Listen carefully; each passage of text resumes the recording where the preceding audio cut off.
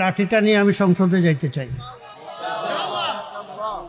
কারো মাথায় বাড়ি দেওয়ার জন্য নয়, দুর্নীতির ভূত যেন সংসদে ঢুকতে না পারে। দেশের সবচাইতে বড় সমস্যা ঘুষ এবং দুর্নীতি। ঘুষ এবং দুর্নীতি। ৫-৭ কোটি টাকা দিয়ে নমিনেশন কিনা নেয়, ১০-২০ কোটি টাকা খরচা করে এমপি হয়, লক্ষ লক্ষ কোটি টাকা কামাই করার জন্য। এই সুযোগ আর বাংলাদেশে দেওয়া হবে না ইনশাআল্লাহ।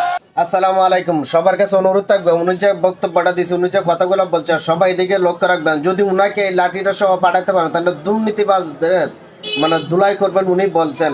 ইনশাল্লাহ আশা করি উনি যদি যেতে পারে তাহলে অবশ্যই লাঠির দ্বারাই দুর্নীতিবাজদের আঘাত করবে। উনি মাথায় বাড়ি দিবে না বলছে, লাঠিটা নিয়ে উনি দাঁড়াইয়া হুঙ্কার দিবে।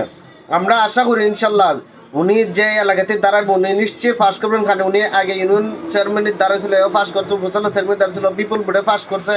তাই বলবো যে এলাকাতে দাঁড়াবো আপনাদের একজন অমূল্য সম্পদ, উনাকে হারাবেন না।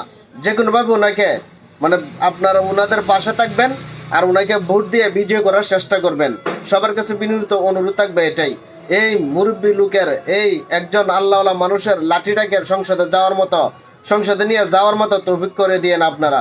আল্লাহর কাছে দোয়া করবেন, আল্লাহ যেন তাকে তৌফিক দেয়।